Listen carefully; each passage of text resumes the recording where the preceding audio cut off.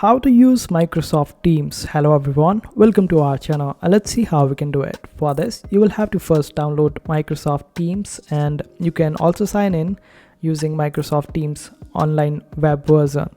And this is where it will take you. You can choose whether you are using a desktop version or the mobile version.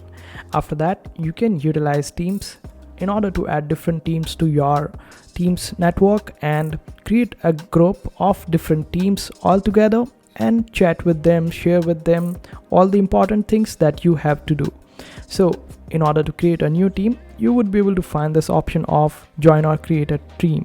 After that, you can either create a team from scratch or use a template in order to create a team. You can invite all the people out there with their names in your Microsoft 365, or you can use their emails as well. And this way you would be able to create a team of people that would be helping you out and working together in the Teams itself. There will be a different section of Teams where you can chat with your team and share the important files as well. The files can be shared and uploaded quite easily on Teams, and you can remove the members or add new members as well even after creating a team on Microsoft Teams. You can also create private teams if you want to, and only the invited people will be able to join in that particular team.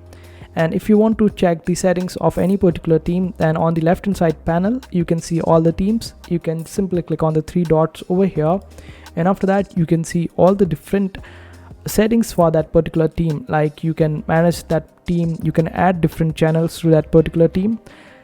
A team might have different channels like marketing or product research or anything else. You can add different members, and different members of the team can discuss all the different stuff related to your business in different channels.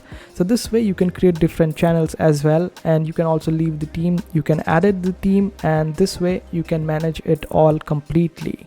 You can also have your own calendar over here. You have the chats option as well in order to chat in private with any person. You want to give any information in private, just use the chats option, and in the activity, all this stuff that is going on in different team groups, you would be able to get the notification of that particular activity in the activity section. Like someone tags you, they can simply type @ and then put your name, and they will be able to tag you while chatting. And your team can create different threads over here in order to continue the chatting for a particular topic.